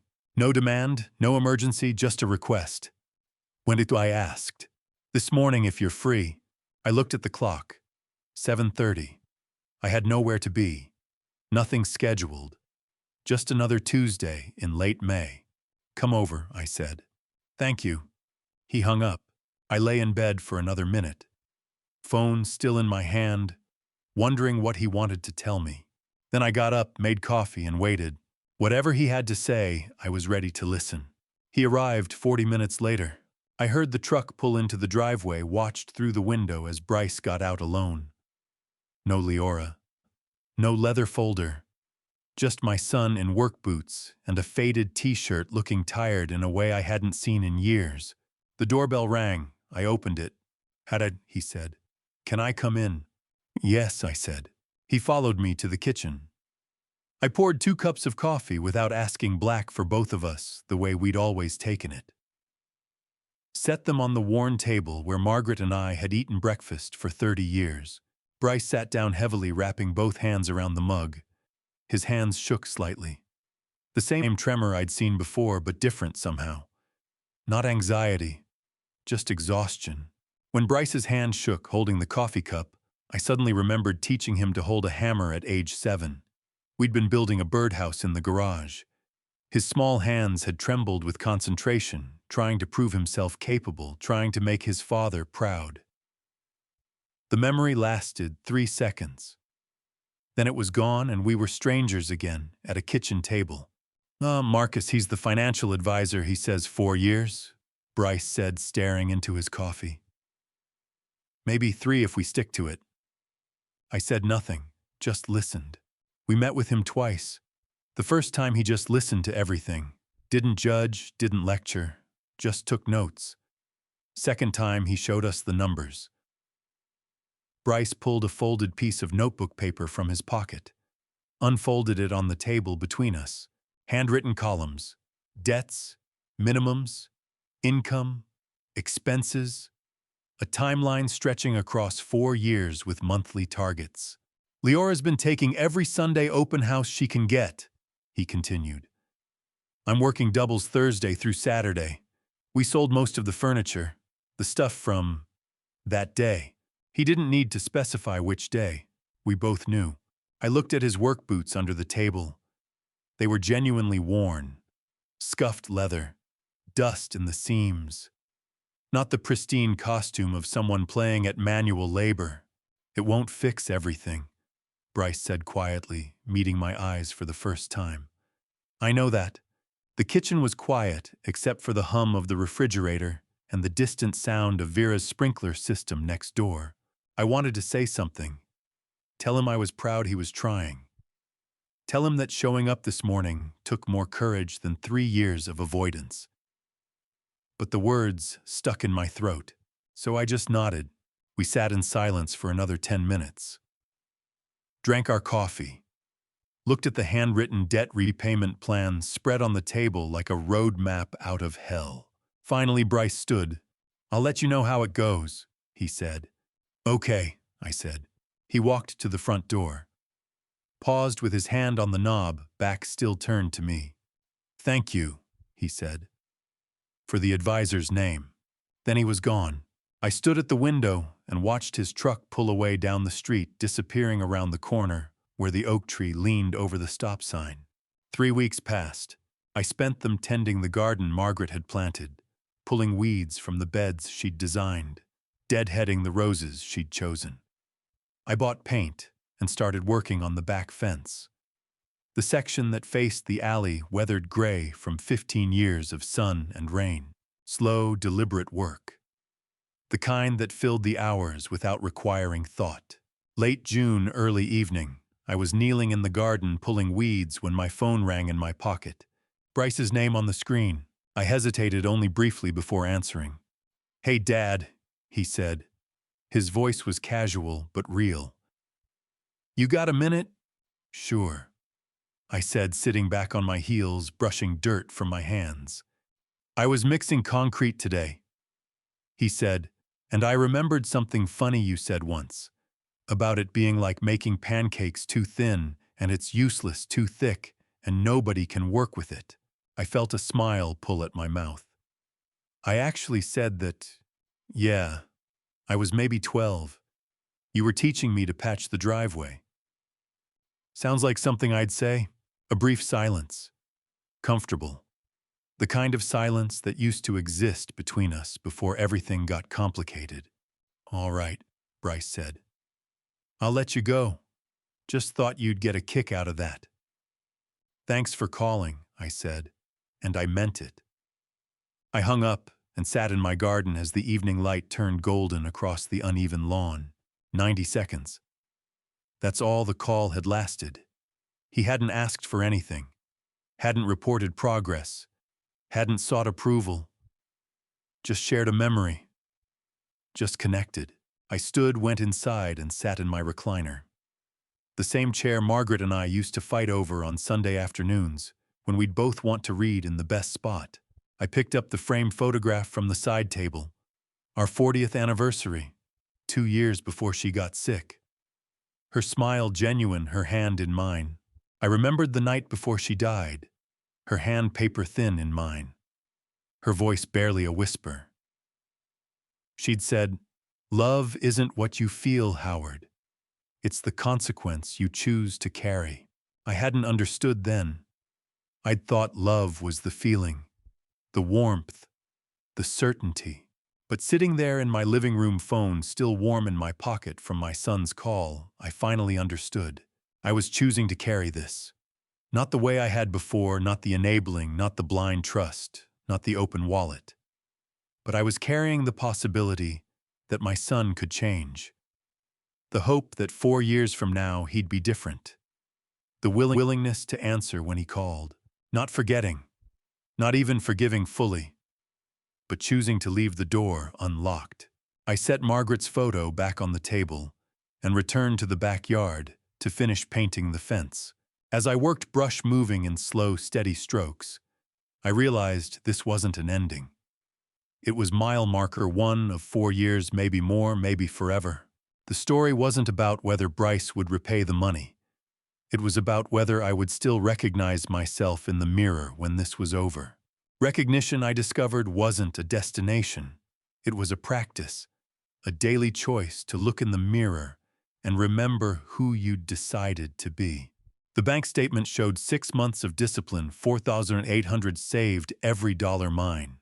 I sat in my home office early July morning, reviewing the numbers from January through June.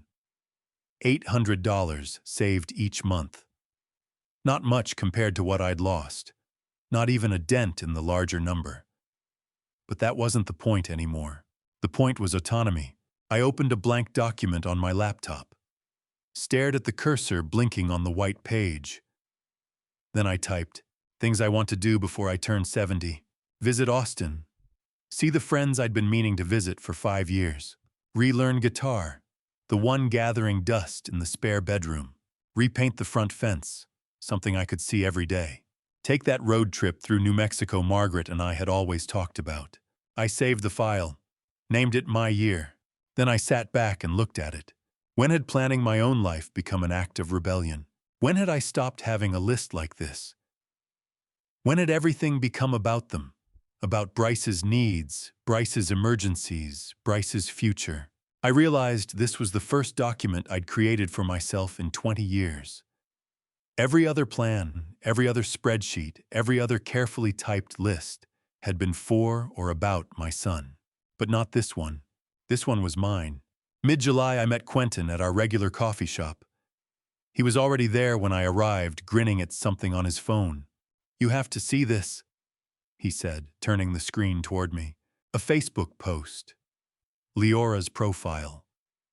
A motivational quote in flowing script over a sunset background. Live below your means. Build the life you want, not the life you can afford to show off. Below it, 3 hashtags. Financial freedom, debt-free journey, new beginnings. She's posting motivational quotes about money now, Quentin said, shaking his head. Live below your means. Can you believe it? I studied the post, the earnest caption, the public declaration of principles she'd violated for years. Maybe she means it this time, I said. Quentin raised an eyebrow. You really think so? I shrugged. Doesn't matter what I think. It's their life now. He set down his phone and looked at me with something like respect. Bryce got a promotion, he said. Sales team leader. More responsibility, better pay. And Leora secured 3 new real estate clients last month. From what I hear, they're actually sticking to the repayment plan. Good, I said. And I meant it. We sat there drinking our terrible coffee, 2 middle-aged men who'd seen too much family drama watching the morning foot traffic pass by the window. They're going to make it, Quentin said quietly. Not because you saved them, because you didn't. I nodded. Didn't trust my voice to stay steady if I tried to respond, so we just sat, and it was enough. Late July afternoon, I stood in my front yard with a paintbrush and a can of fence stain. Item 1 from my year list, repaint the front fence. The sun was warm, but not brutal. A slight breeze carried the smell of Vera's roses from next door. I'd been working for 2 hours, slow, steady strokes, watching the weathered wood transform board by board. Vera appeared at the property-line garden gloves on carrying her pruning shears. It looks different, she said, studying my work. Fresh. I needed it for a while, I said. She walked closer, looking past the fence to Margaret's old rose bush at the corner of the yard. The one I'd almost dug up 3 times because it never bloomed anymore. Look at that, Vera said softly. New buds. Tiny green shoots pushing through the old woody stems. The bush hadn't bloomed in 2 years. I'd assumed it was dead, just taking time to accept it, but it was waking up. The rose bush had been pruned to death with love. Too much attention. Too much intervention. Too much me trying to make it bloom instead of letting it find its own rhythm. So had I. You said once you were a lucky father, Vera said, watching me. I paused, brush mid-stroke, looking at those new buds pushing through. Still think so, I said. Only now I understand luck isn't having children who need nothing. Luck is having enough time left to let them learn and enough strength not to do it for them. Vera smiled. She would have been proud of you, she said, nodding toward the rose bush. I thought about Margaret. About all the conversations we'd had about Bryce. About how she'd always known when to step back, and I'd always wanted to step in. Maybe, I said. Or she would have told me I should have figured it out 30 years sooner. Vera laughed. Probably both. She went back to her garden. I returned to my fence. The final board took 10 minutes. Slow, careful strokes. Making sure the coverage was even. Making sure the work would last. When I finished, I stepped back. The fence looked clean, whole, mine. Behind me, my house waited. The house I'd built with Margaret. The house I'd defended from appropriation. The house that was still standing, still mine, still home. Inside, dinner waited. Nothing elaborate. Just chicken and vegetables I'd prep earlier. Simple, quiet, chosen. I carried the paint can toward the garage. The gate swung open behind me, moving easily on the hinges I'd oiled last week. I didn't look back. Not because I was running from something. Because I was walking towards something. My own life. On my own terms. With my eyes open, and my boundaries clear, and my heart still capable of love, just wiser about how to give it. 70 years old in 3 months. A son working on a 4-year debt repayment plan. A daughter-in-law posting motivational quotes. A fence freshly painted. A garden slowly blooming. A list of things I wanted to do saved in a file called My Year. No neat ending. No perfect resolution. Just life continuing with all its mess and hope and possibility. And that was enough. And to you listening to my story, remember this. The hardest thing a parent can do is step back and let their child fall. For 39 years, I thought being a good father meant saying yes. I thought love was measured in dollars spent and problems solved. Don't make my mistake. I wasted 3 years and $160,000 before I realized that every time I rescued my son from his consequences, I was stealing his chance to grow. True family justice isn't about revenge. It's about having the courage to stop enabling and start trusting. The lesson I learned is this: boundaries aren't walls that keep love out. They're foundations that let it grow strong. Setting limits doesn't make you cruel. It makes you wise. I believe God put me through this to teach me that sometimes the most loving thing a father can do is close his wallet and open the door to accountability. Real family justice means loving someone enough to let them face consequences. If you're wondering whether you're facing something similar in these dad's revenge stories, trust that you're not alone. If this story resonated with you, I'd love to hear your thoughts in the comments below. Have you ever had to set difficult boundaries with family? What would you have done differently? Please share this story with someone who might need to hear it. And if you want more dad's revenge stories about standing up for yourself and finding family justice, subscribe to Wise Revenge. Thank you for staying until the very end. As a reminder, some details in this story have been fictionalized for narrative purposes, but the core message remains true.